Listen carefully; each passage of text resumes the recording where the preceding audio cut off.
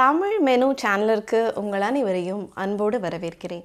இன்றைக்கி நம்ம கிச்சனில் பூரி கொண்டக்கடலை மசாலா தாங்க பார்க்க போகிறோம். அம்மா செய்கிற சாப்பாடை சாப்பிட்றதுக்கு யாருக்கு தாங்க பிடிக்காது. எங்கள் அம்மா வாரத்தில் கண்டிப்பாக ஒரு நாள் பூரி எப்படியும் பண்ணிவிடுவாங்க. அதுக்கு கிழங்கு வெஜிடபிள் குருமான்னு எவ்வளோ காம்பினேஷன் இருந்தாலும் இந்த காம்பினேஷன் சான்ஸே இல்லைங்க, வேறு லெவலில் இருக்கும்.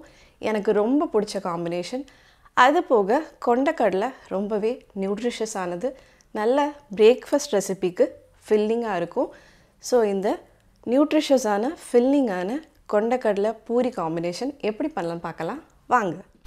பூரி கொண்டக்கடலை மசாலா பண்ணுறதுக்கு முதல்ல பூரிக்கு மாவு பசஞ்சு எடுத்துக்கலாம். ஸோ இந்த மாதிரி பறந்து விரிஞ்ச ஒரு பாத்திரத்தில் இல்லை தட்டில் 2 கப் கோதுமை மாவு, 1/2 டீஸ்பூன் உப்பு, 1/2 டீஸ்பூன் சர்க்கரை, 1 டீஸ்பூன் எண்ணெய்.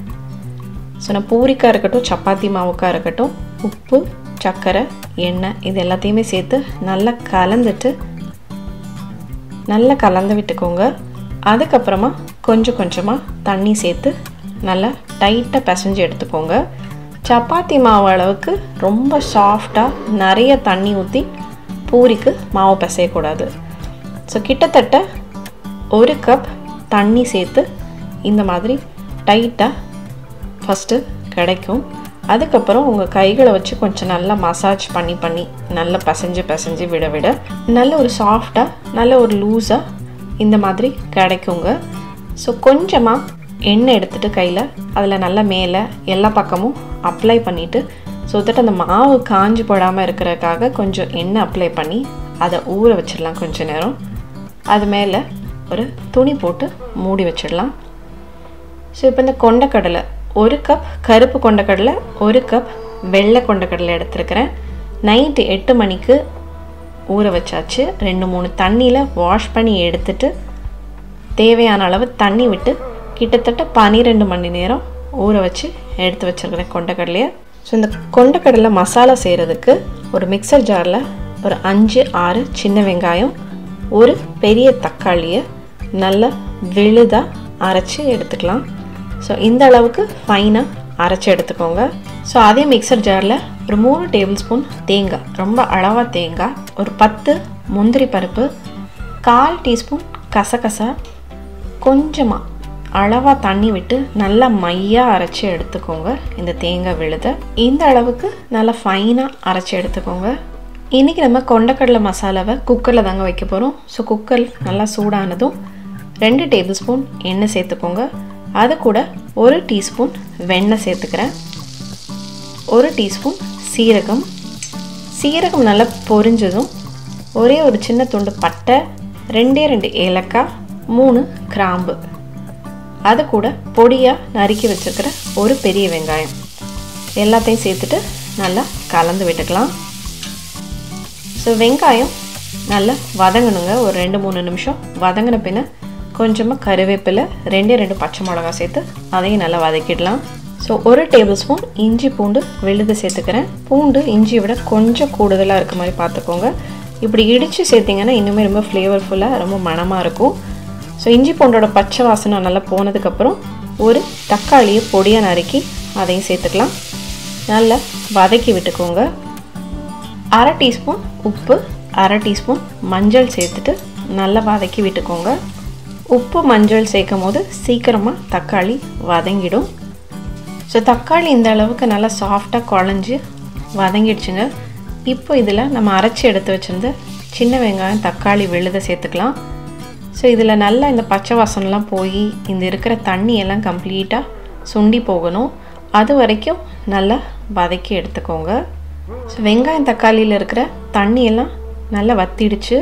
ஸோ இந்த சமயத்தில் 1/4 டீஸ்பூன் பெருங்காயத்தூள், 1 டீஸ்பூன் மிளகாய்த்தூள், 1 டீஸ்பூன் மல்லித்தூள், 1 டீஸ்பூன் கரம் மசாலா தூள் எல்லாத்தையும் சேர்த்துட்டு நல்லா கலந்து விட்டுக்கலாங்க. ஸோ இப்போ இது கூட நம்ம ஊற வச்சு எடுத்துருக்கிற கொண்டக்கடலை சேர்த்துக்கலாம். ஸோ நம்ம 2 கப் கொண்டக்கடலை ஊற வச்சோம். அது 4 கப் கொண்டக்கடலையாக ஊறி பெருசாகி வந்திருக்குது. ஸோ 4 கப் கொண்டக்கடலையும் சேர்த்தாச்சு. நீங்கள் விருப்பப்பட்டீங்கன்னா வெறும் வெள்ளை கொண்டக்கடலை மட்டும் வச்சு கூட இது பண்ணலாம். தேவையான அளவு உப்பு சேர்த்துக்கிறேன். 1 டீஸ்பூன் உப்பு சேர்த்துக்கிறேன். ஸோ நான் வழக்கமாக எப்போவுமே கருப்பு கொண்டக்கடலை வெள்ளை கொண்டக்கடலையை சேர்த்து தான் பண்ணுறதுனால இப்படி சேர்த்துருக்கிறேன். 1.5 கப் தண்ணி சேர்த்துருக்கிறேன்.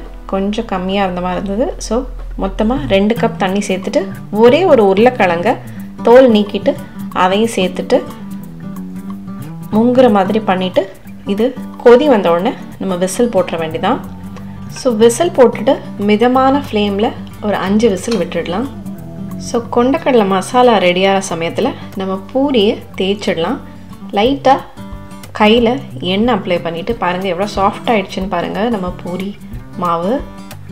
இது 2 பாதியாக பிரிச்சுட்டு அந்த 2 பாதியையுமே இப்படி நீளமாக, நல்லா எவ்வளோ நீளமாக உங்களுக்கு பண்ண முடியுமோ அவ்வளோ நீளமாக இந்த மாதிரி ரோல் மாதிரி பண்ணிவிட்டு, ஸோ இப்படி பண்ணால் ஒரே மாதிரி ஒரே சைஸில் பூரி கிடைக்குங்கிறதுனால ஸோ இந்த மாதிரி கரெக்டாக ஒரே சைஸில் இப்படி நல்லா உருண்டையாக நல்லா டைட்டாக உருட்டி எடுத்துக்கோங்க.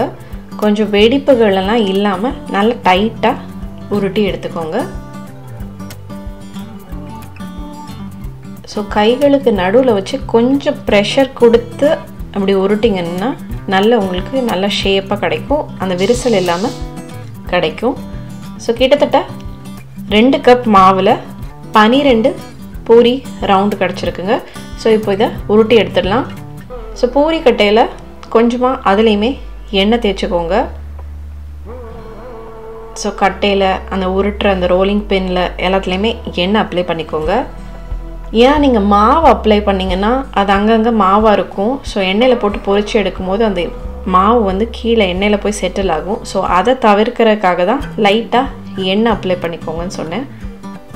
ஸோ இந்த மாதிரி குட்டியாக நல்லா விரித்து விட்டுக்கோங்க. ரொம்ப தின்னாக தேய்க்கக்கூடாது, பூரிக்கு கொஞ்சம் திக்காக தான் தேய்க்கணும். அது போக ரொம்ப போட்டு அழுத்தமாக தைக்க வேண்டாம்.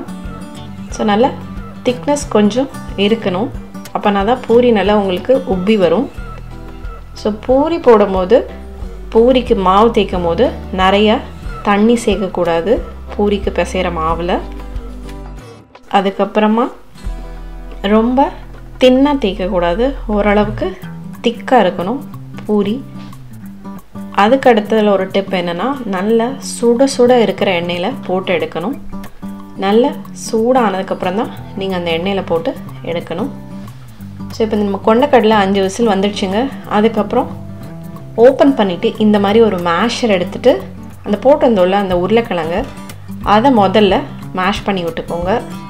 அது கூடவே கொஞ்சம் கொண்டக்கடலையும் மசிச்சு விட்டுக்கோங்க. அந்த வெள்ளை கொண்டக்கடலைலாம் கொஞ்சம் ஈஸியாக மசிச்சிரும், கருப்பு கொண்டக்கடலை கொஞ்சம் அப்படியே ஃபுல்லாக இருக்கும்.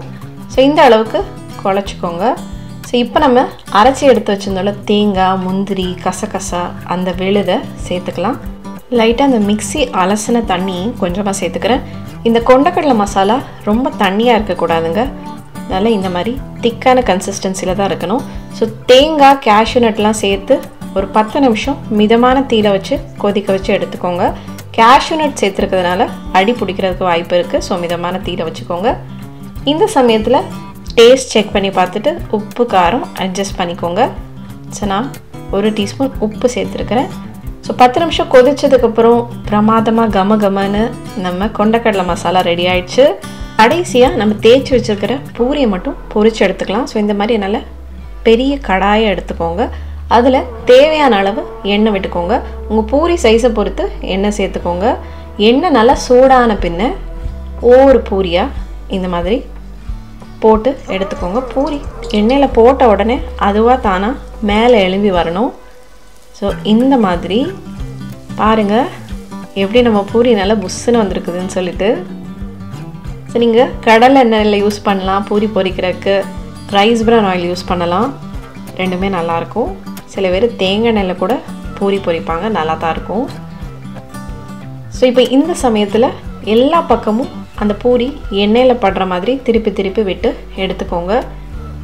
சில பேருக்கு இப்படி வெள்ளையாக பூரி இருந்தால் பிடிக்கும், எனக்கு கொஞ்சம் மொறுமொறுப்பாக இருக்கணுங்கிறதுக்காக இந்த மாதிரி ஒரு கலர் வந்ததுக்கப்புறம் நான் இந்த பூரி எடுத்துடுறேன். இந்த மாதிரி மீதி இருக்கிற எல்லா பூரியுமே நம்ம பொரித்து எடுத்துக்கலாங்க. ஸோ ஒன்ஸ் நல்லா எண்ணெய் சூடானதுக்கப்புறம் மீடியம் ஃப்ளேமில் வச்சுட்டு மீதி எல்லா பூரியையும் நீங்கள் பொரித்து எடுத்துக்கோங்க. ஸோ நம்ம அளவான தண்ணி ஊற்றி பூரி மாவு பசைஞ்சு பூரி சுடுறதுனால பூரி அவ்வளோ எண்ணெயும் குடிக்காது. ஸோ நல்ல பூரி இந்த மாதிரி எல்லா பக்கமும் எண்ணெயில் படுற மாதிரி பண்ணிவிட்டு எடுக்கும் போது பூரியை நல்லா அந்த எண்ணெயெல்லாம் முடிஞ்ச அளவுக்கு நல்லா வடிச்சிட்டு எடுத்துக்கோங்க. பாருங்கள், பிரமாதமாக புசு புசுன்னு நம்ம எல்லா பூரியும் ரெடி ஆயிடுச்சு. ஸோ கொண்டக்கடலை மசாலாவும் நல்லா கமன்னு சுட சுட ரெடி ஆயிடுச்சு. இப்போ ரெண்டையுமே சர்வ் பண்ணி எப்படி இருக்குது டேஸ்ட் பண்ணி பார்த்துக்கலாம். ஸோ பாருங்கள், நல்ல ஒரு கன்சிஸ்டன்சி இருக்குது. இப்படி தான் இருக்கணும். ஆக்சுவலி அந்த பூரி அப்போ தான் இதில் தொட்டு சாப்பிட்றதுக்கு கரெக்டாக இருக்குங்க. சுட சுட கொண்டக்கடலை மசாலா பார்க்குறக்கே ரொம்ப பிரமாதமாக இருக்குது.